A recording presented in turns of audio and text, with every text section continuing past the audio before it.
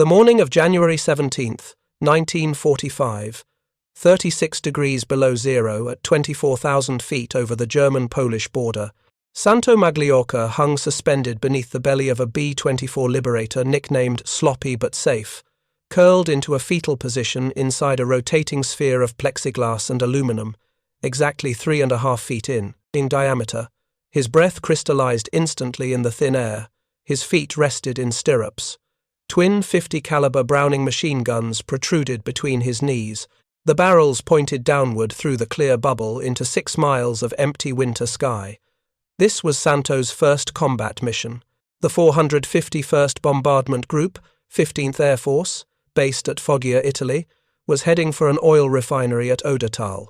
The formation climbed through broken cloud cover, engines throttling against the stratospheric cold. Santo's position as ball turret gunner placed him in the loneliest station aboard the aircraft. Separated from the rest of the crew by the thin aluminum floor of the fuselage above, he could not wear a parachute in the cramped sphere. If the bomber took a direct hit and began its death spiral, he would have to crawl back into the fuselage before he could clip on his chute and bail out. The Germans knew this. The Luftwaffe had spent years studying how American heavy bombers defended themselves. They understood the limitations of every gun position, every blind spot, every weakness in the combat box formation that filled European skies with hundreds of aircraft stacked in defensive layers. If you're enjoying this deep dive into the story, hit the subscribe button and let us know in the comments from where in the world you are watching from today. What Santo did not yet know, what no briefing had adequately prepared him for, was that German fighter pilots had calculated with methodical precision exactly how much time existed between the moment a ball turret gunner spotted them, maneuvering into attack position from below, and the moment their cannon shells began tearing through aluminum skin and hydraulic lines.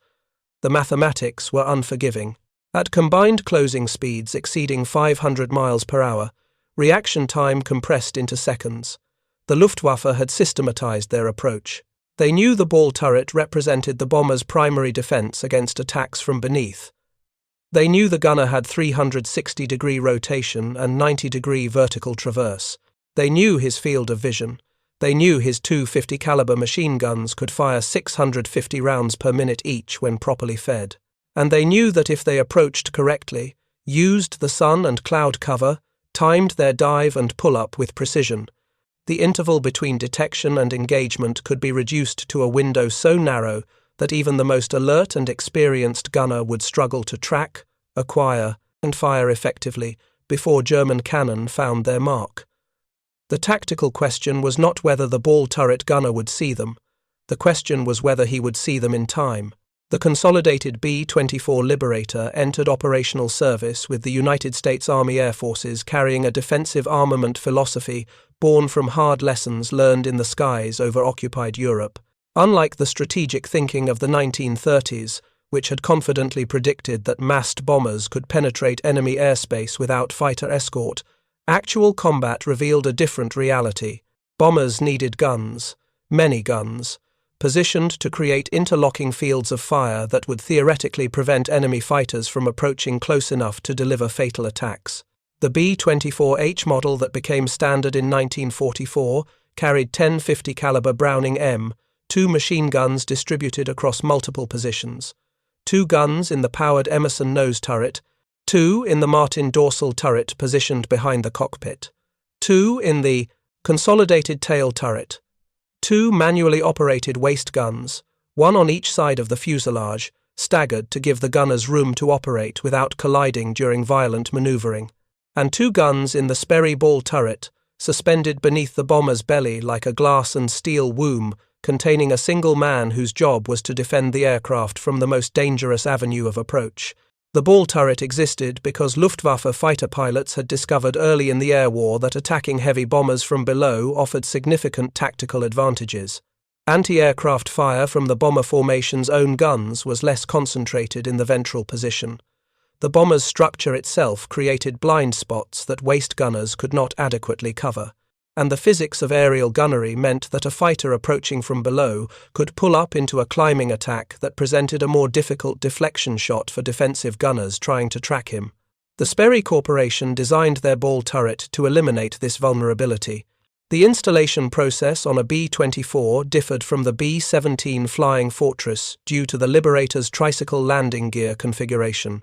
The B-17's conventional tail dragger design provided sufficient ground clearance for a fixed ball turret, but the B-24 sat lower to the ground. Only 40 centimeters separated the belly from the runway surface. Therefore, the B-24's ball turret had to be retractable, hydraulically raised into the fuselage for takeoff and landing, then lowered into combat position once airborne. The turret itself was a marvel of compact engineering and a nightmare of confined space. 3.5 feet in diameter, electrically powered hydraulic motors that could rotate the sphere 360 degrees horizontally and 90 degrees vertically, allowing the gunner to track targets anywhere below the aircraft. Twin Browning A&M 250 caliber machine guns mounted side by side, their barrels extending through the front of the sphere between the gunner's feet. A reflector sight hung from the top of the turret, positioned roughly between the gunner's knees when he assumed his curled position. Small ammunition boxes rested on top of the turret. Additional belts fed through a chute system from reserves stored in the fuselage above. To enter the ball turret during flight, the gunner had to manually traverse the turret until the guns pointed straight down, providing access to the door at the rear of the sphere. He would lower himself feet first, place his boots in the stirrups mounted on the front wall, strap himself in, then close and lock the door behind him, his back and head pressed against the rear wall of the sphere, his hips at the bottom, his legs held in mid-air by the footrests. His hands gripped control handles mounted above his head, with firing buttons positioned on top of each handle.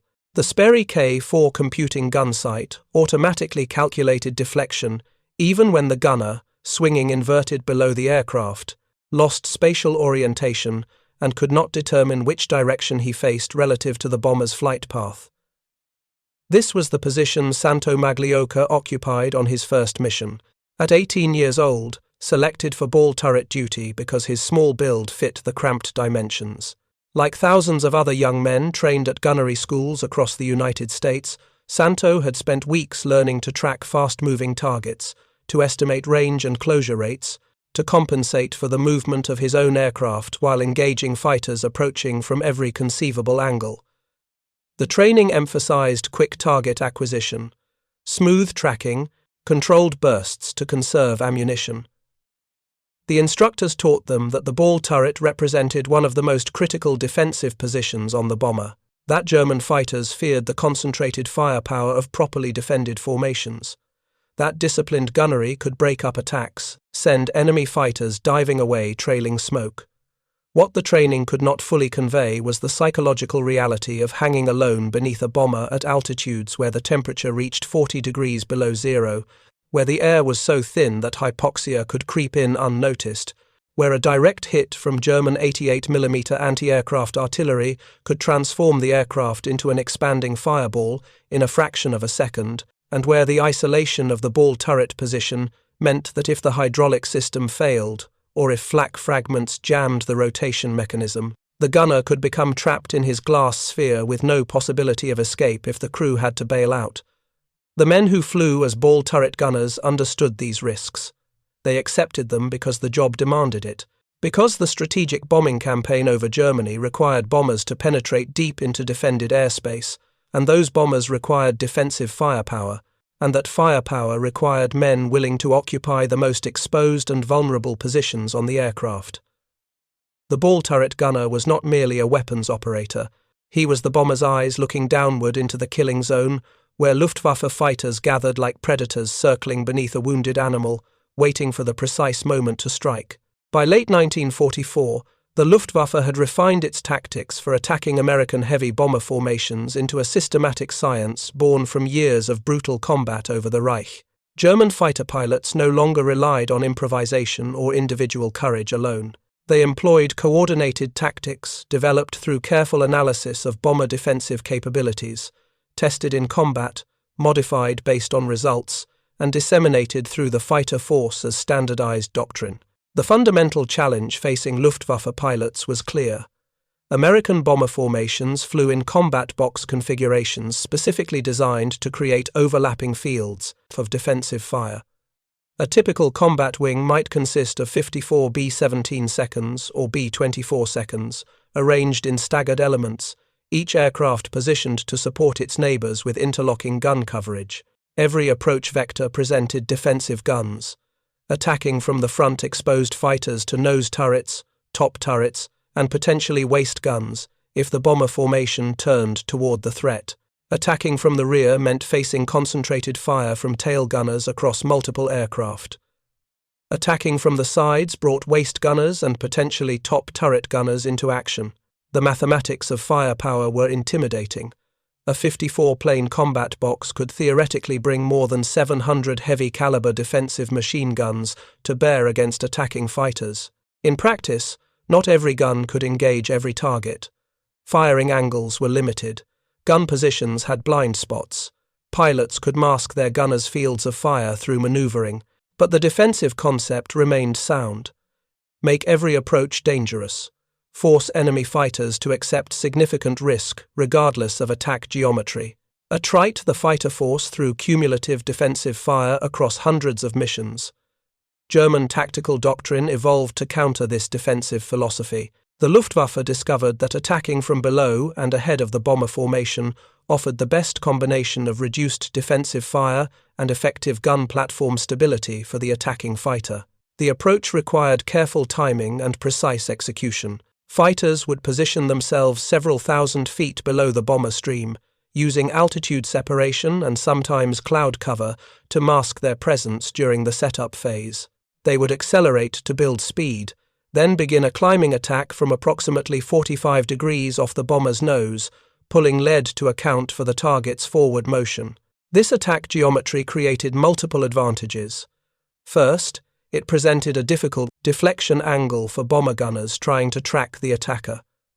The fighter was moving both vertically and horizontally relative to the bomber, requiring the gunner to lead in 2 dimensions simultaneously. Second, it allowed the fighter pilot to fire while climbing through the bomber's flight path, giving him a relatively stable gun platform even while maneuvering. Third, and most importantly, it limited the number of defensive gun positions that could effectively engage during the critical firing window. The ball turret gunner represented the primary defensive counter to this attack profile. His position beneath the bomber gave him the best visibility of fighters setting up for belly attacks. His twin 50-caliber machine guns, if brought to bear early enough in the attack sequence, could force the fighter to break off or at minimum disrupt his aim during the firing pass. But the Luftwaffe understood the ball turret's limitations as well as its strengths. German fighter pilots studied American bomber defensive positions with the same analytical rigor that Allied intelligence officers studied German aircraft capabilities. They knew that the ball turret's field of fire was partially obstructed by the bomber's own fuselage and propellers in certain quadrants. They knew that the turret's rotation speed, while impressive, still required time to traverse from one target to another. They knew that the computing gun sight required the gunner to frame the target between 2 reference lines before firing, a process that demanded precious seconds during high-speed engagements. And they knew that at combined closing speeds often exceeding 500 miles per hour, the temporal window between visual detection and weapon employment compressed dramatically. Luftwaffe training emphasized exploiting these limitations. Pilots practiced attacking from angles that maximized the ball turret gunner's difficulty in acquiring and tracking the target. They learned to use sun position to blind or dazzle the gunner during critical moments. They coordinated multiple aircraft attacks to divide the gunner's attention and prevent him from concentrating fire on a single threat. They timed their attacks to coincide with other tactical events, flak bursts, attacks from different vectors, anything that might distract or overwhelm the defensive gunners. The technical capabilities of German fighter aircraft in 1944 further shaped these tactics. Messerschmitt Bf 109G models and Focke-Wulf FW 190. As the primary single-engine fighters defending Germany, both possessed substantial speed advantages over laden B-24 bombers. They could accelerate rapidly, position themselves advantageously, and execute their attacks before bomber formations could respond effectively with defensive maneuvering. Some FW-190 variants carried heavy armament, including 30mm Mk-108 cannon that could destroy a heavy bomber with 2 or 3 hits. These weapons had limited ammunition capacity and relatively low muzzle velocity compared to machine guns, requiring pilots to close to effective range before firing. But their destructive power more than compensated for these limitations when rounds found their target. By January 1945, when Santo Magliocca flew his first mission, the Luftwaffe's tactical evolution had reached a point of brutal efficiency despite the service's deteriorating strategic position. German pilots might be outnumbered. They might face chronic fuel shortages that limited training hours. They might lose experienced leaders faster than replacements could be properly trained. But the tactics themselves had been refined through thousands of combat engagements into a systematic methodology for attacking American heavy bombers with maximum effectiveness and minimum exposure to defensive fire. The doctrine emphasized patience and precision. Wait for the optimal setup. Use altitude and position to control the engagement. Coordinate with other fighters when possible. Approach from the vector that presented the greatest difficulty for defensive gunners. And execute the attack with speed and violence, firing at close range to maximize hit probability, then breaking away before defensive fire could track and engage effectively. For the ball turret gunner, this meant that his job was not simply to fire at enemy fighters. His job was to detect them during the setup phase, before they committed to their attack run, to track them through their approach despite difficult deflection angles and high closure rates, to engage them early enough and accurately enough to disrupt their firing solution or force them to break off entirely. The mathematics were unforgiving. At 500 miles per hour combined closing speed, aircraft covered more than 700 feet per second. A fighter beginning his firing pass from 2,000 feet distance would reach effective cannon range in less than 3 seconds. If the ball turret gunner failed to detect the threat until the fighter had already begun his attack climb, the window for effective defensive fire shrank to a handful of seconds at most. This was the tactical reality that confronted Santo Magliocca and thousands of other ball turret gunners flying missions over Germany in the final months of the war. The battle was not merely about firepower or courage. It was about time, about the narrow margin between early detection and catastrophic surprise, about the difference between seeing a threat with enough temporal buffer to respond effectively and seeing it only in the final seconds before 30mm cannon shells began their work of destruction. The Luftwaffe had calculated these margins with systematic precision. They knew exactly how much time they needed, and they knew exactly how much time the ball turret gunner had. The question that would determine survival was simple and brutal. Would 8 seconds be enough? Santo Magliocca completed his ball turret gunner training at Flexible Gunnery School in the United States during 1944. The 6-week course followed a standardized curriculum designed to transform civilians into aerial gunners capable of operating under combat conditions at high altitude in sub-zero temperatures while tracking fast-moving targets through 3-dimensional space. The training began with shotguns and clay pigeons to develop basic marksmanship and lead calculation. Students progressed to firing at kites towed behind aircraft, learning to estimate range and closure rates. Advanced training included time in link trainers, modified to simulate ball turret operation, where instructors could evaluate student reactions to simulated fighter attacks from various angles and speeds. The emphasis throughout training was on rapid target acquisition and smooth tracking. Instructors taught students to recognize German fighter silhouettes instantly.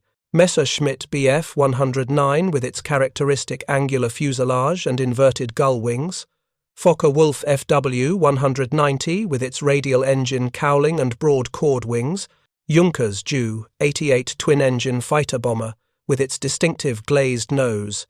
Students practiced identifying these silhouettes from all aspects head-on, tail-on, profile, quarter views, until recognition became automatic.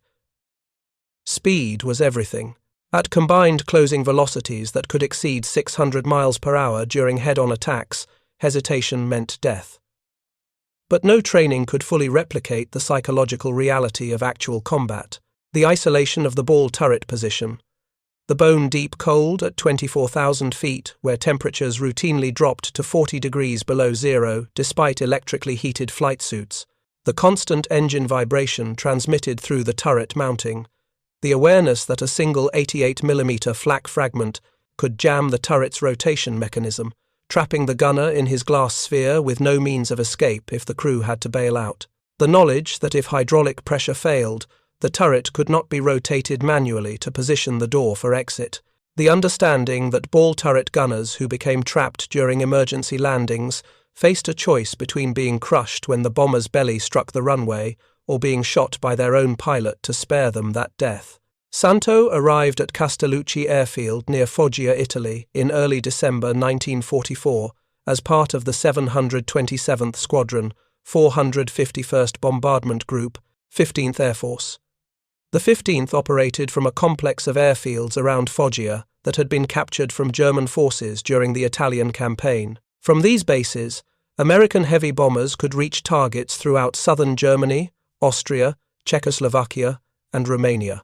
The strategic focus in December 1944 centered on petroleum production facilities. German forces were preparing for their final major offensive in the West, the operation that would become known as the Battle of the Bulge. That offensive required fuel, massive quantities of fuel for the panzer divisions that would spearhead the attack through the Ardennes. The Allies knew this. Intelligence reports confirmed German fuel shortages. Bombing German oil refineries directly supported ground operations by strangling the Wehrmacht's petroleum supply. Santo's first combat mission came on December 17, 1944, the second day of the Battle of the Bulge. 550 heavy bombers lifted from the Foggia complex that morning, bound for oil refining facilities in the Odatal region of Silesia on the German-Polish border. 12 aircraft from the 727th Squadron participated, including the B-24 nicknamed Sloppy but Safe. The mission distance exceeded 1,000 miles, round trip. Flight time would approach 8 hours. Combat would occur over heavily defended territory where German anti-aircraft batteries had been positioned specifically to protect critical petroleum infrastructure. Before takeoff, Santo's crew gathered in their tent to pray. When the pilot entered, the crew invited him to join them. The pilot declined, stating he did not believe in anything and would not pray. This small moment of friction before the mission reflected the psychological strain combat aircrews experienced. Some men found comfort in faith. Others had lost whatever religious belief they possessed after witnessing the industrial-scale violence of modern warfare. Both responses were understandable. Both were attempts to cope with the fundamental irrationality of climbing into an aluminum aircraft loaded with high explosives and flying into the teeth of concentrated anti-aircraft fire and fighter opposition. The bomber stream climbed to altitude and formed into combat boxes. The defensive formation represented years of tactical evolution distilled into geometric precision, each aircraft positioned to support its neighbors with overlapping fields of fire, spacing calculated to balance defensive firepower against the danger of collision during violent evasive maneuvering. Altitude stagger designed to prevent bombs dropped from higher aircraft from striking lower bombers. The entire formation was a three-dimensional puzzle whose solution represented the best compromise between offense and defense that American tacticians could devise. Santo entered his ball turret once Sloppy but Safe reached cruising altitude. The procedure had been drilled into him during training. Manually traverse the turret until the guns pointed straight down. Open the door at the rear of the sphere. Lower yourself feet first. Place boots in the stirrups. Secure the safety strap. Close and lock the door. Grip the control handles mounted above your head. Feel the firing buttons under your thumbs. Begin scanning the sky below the bomber for threats. The Sperry K4 computing gun sight would handle deflection calculations automatically once you framed a target between the reference lines. Your job was to see the enemy before he closed to effective firing range, to track him smoothly through his attack run, to engage with controlled bursts that conserved ammunition while maximizing hit probability. The temperature at 24,000 feet registered 36 degrees below zero. Santo's electrically heated suit fought against the cold, but the thin air sapped body heat relentlessly. Oxygen flow through his mask required constant monitoring. Hypoxia could creep in subtly at this altitude, degrading judgment and reaction time without obvious symptoms until unconsciousness approached. Ball turret gunners learned to recognize the signs: tingling in fingers and toes, slight euphoria, difficulty concentrating. Any of these symptoms meant checking oxygen flow immediately. 8 to 12 seconds. That was the window. That was the margin between survival and catastrophe, not the theoretical hundreds of heavy-caliber defensive machine guns that combat box formations could theoretically bring to bear, not the training that gunners received in recognizing enemy aircraft and tracking fast-moving targets, not the computing gun sights that automatically calculated deflection. 8 to 12 seconds of actual engagement time during which a single gunner hanging alone beneath a bomber in a cramped sphere of plexiglass and aluminum had to detect, track, and engage a fighter pilot who had spent years perfecting the tactics that would minimize that gunner's effectiveness. The Luftwaffe had systemized the approach, standardized it, disseminated it through the fighter force as proven doctrine. The tactics worked. They worked because they exploited fundamental realities of aerial combat that no amount of training or equipment could overcome: physics, geometry, time, combined closing speeds that compressed engagement windows to seconds, attack angles that maximized defensive gunner difficulty, coordinated multi-aircraft attacks that divided attention. These tactical refinements represented the accumulated wisdom of thousands of combat engagements distilled into procedures that could be taught to new pilots and applied systematically. But the tactical sophistication of German fighter doctrine could not overcome the strategic realities of late 1944. The Luftwaffe faced overwhelming Allied numerical superiority. American fighter production exceeded German output by ratios approaching 3-1. Bomber production was even more lopsided. Escort fighters, like the P-51 Mustang, possessed the range to accompany bombers throughout entire missions deep into Germany. Pilots, like those Tuskegee airmen who escorted sloppy but safe home, could neutralize even the most tactically proficient Luftwaffe attacks simply by being present. German fighters that might have successfully attacked isolated stragglers broke off when confronted by escorts whose aircraft possessed clear performance advantages. Santo Magliocca's experience encapsulated this collision between tactical excellence and strategic impossibility. The German fighters that attacked over Odatal executed their assault with textbook precision. They positioned correctly, timed their approach properly, exploited the 8-second window exactly as doctrine prescribed. They damaged sloppy but safe and forced it out of formation. Under different circumstances earlier in the war, when American fighter escorts possessed insufficient range to provide continuous coverage that would have meant certain destruction. But in December 1944, American escorts were everywhere. 3 red-tailed Mustangs appeared, and the tactical situation reversed instantly. The sophisticated German tactics that had been refined through years of combat became irrelevant when, confronted with escorts that possessed both superior numbers and superior aircraft performance, the Luftwaffe had calculated the 8-second window with brutal precision. But they could not overcome the strategic disadvantages that made even perfectly executed tactics insufficient to change outcomes. Santo Magliocca flew 22 additional combat missions after that first harrowing sortie to Odatal. The 451st Bombardment Group continued operating from Castelluccio Airfield in Italy throughout the winter and spring of 1945, conducting strategic bombing missions against oil refineries, marshalling yards, aircraft factories, and transportation infrastructure across southern Europe. The group's operational tempo remained intense, despite the deteriorating German strategic position. Between January 1944 and May 1945, the 451st flew strategic bombardment missions to targets in Italy, France, Germany, Czechoslovakia, Austria, Hungary, Romania, Bulgaria, Albania, and Greece. Some of Santo's subsequent missions were what aircrews called milk runs, missions with light opposition, where bombers reached their targets and returned without serious incident or casualties. Others matched or exceeded the intensity of the Odatal raid. The 451st received distinguished unit citations for 3 particularly difficult missions. On February 25, 1944, the group attacked an aircraft factory at Regensburg, Germany, fighting through large numbers of enemy fighters and severe anti-aircraft fire to inflict serious damage on the assigned target.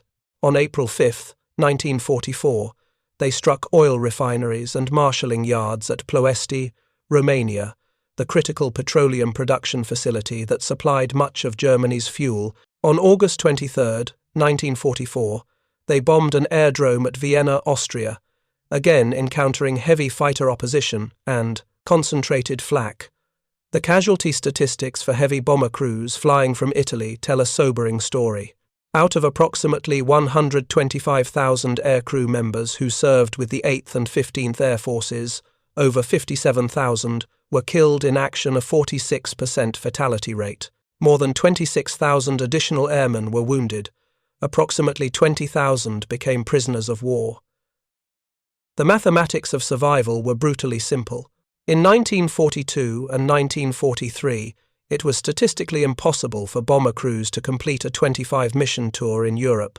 The average aircraft survived 11 missions with its crew before becoming unfit for use through battle damage or loss. By late 1944, improved fighter escort and declining Luftwaffe effectiveness had reduced bomber loss rates significantly.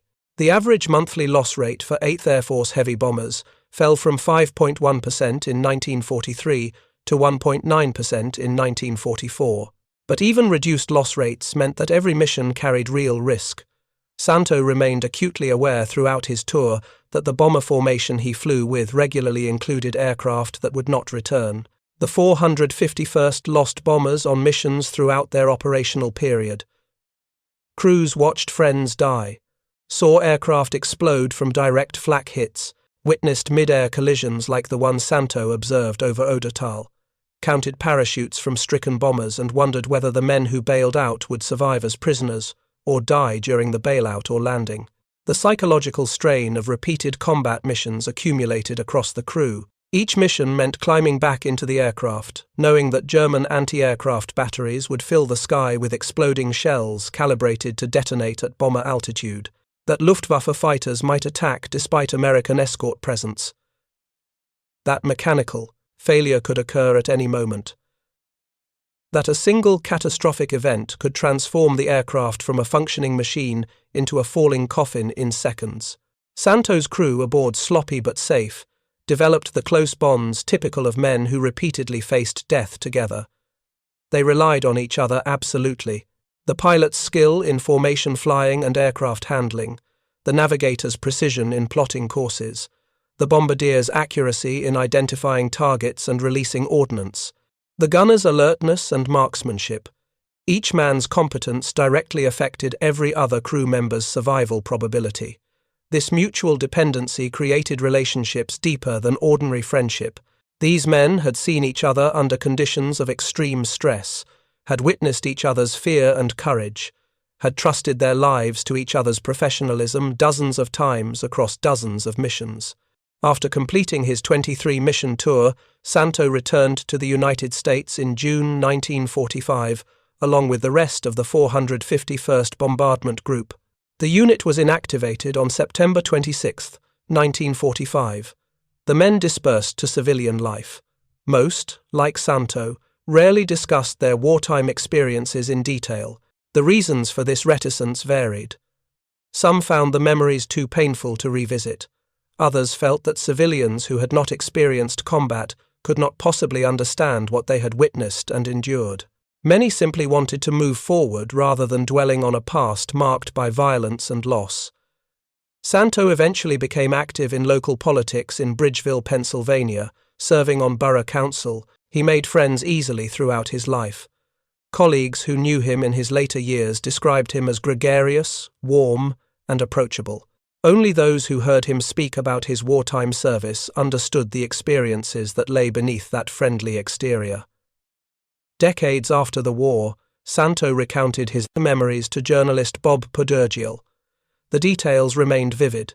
The 36-degree below zero cold at 24,000 feet, the isolation of the ball turret position, the sight of German fighters climbing toward the formation, the mid-air collision that killed 9 men, the appearance of the red-tailed Mustangs that escorted Sloppy but safe home after the bomber was damaged and separated from the formation.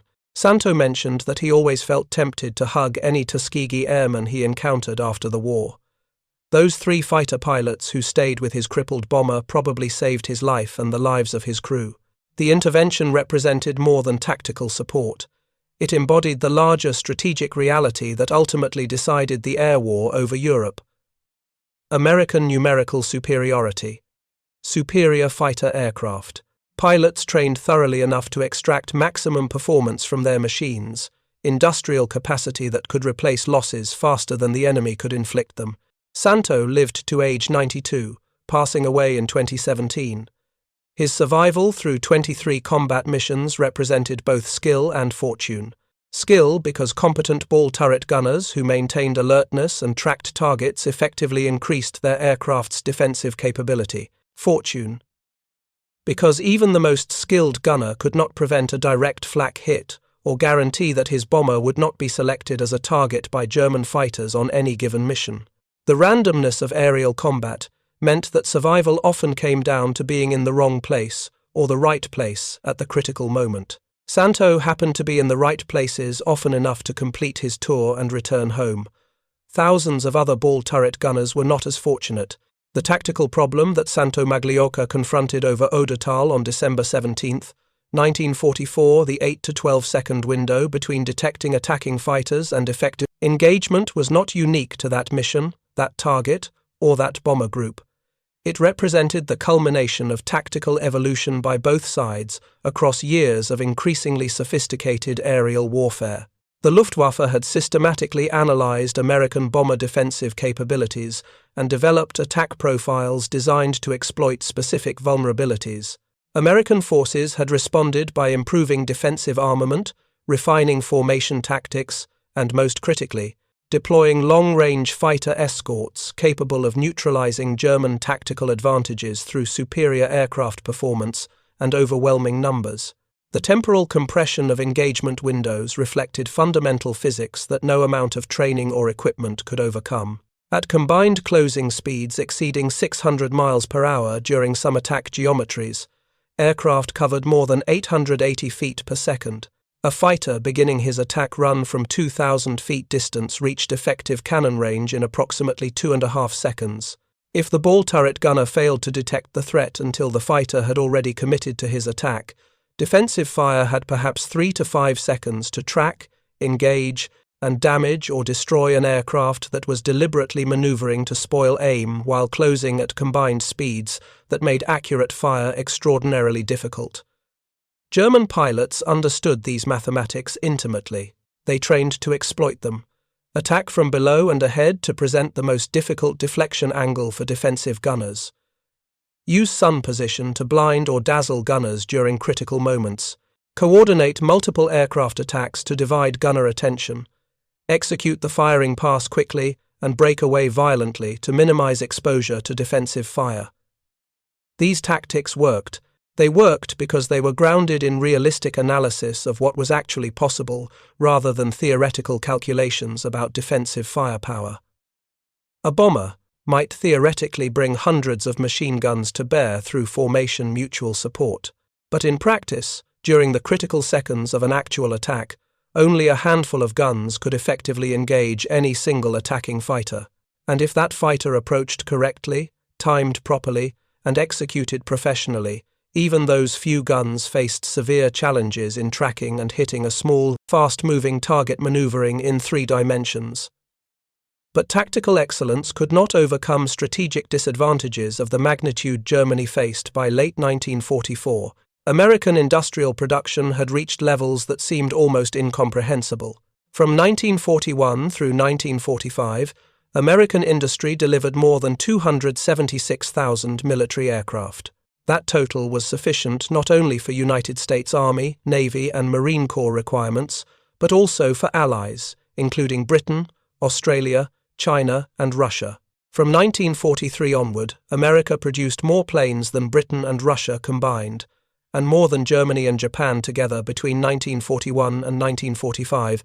The production disparity meant that even when German fighters successfully destroyed American bombers, American industrial capacity replaced those losses faster than the Luftwaffe could sustain its attrition campaign. The story deserves telling not because it represents exceptional heroism or unique suffering, but because it illuminates the human reality behind strategic decisions and tactical doctrines. Behind the statistics about bomber loss rates and fighter production numbers were individual human beings experiencing fear and violence and making split-second decisions that determined survival. Santo Magliocca's story is one among thousands, but it is told, remembered, and honored. And in that telling, we acknowledge the service and sacrifice of all those who flew into those lethal skies, confronted those calculated 8 seconds, and either returned home or did not. Thank you for watching. For more detailed historical breakdowns, check out the other videos on your screen now, and don't forget to subscribe.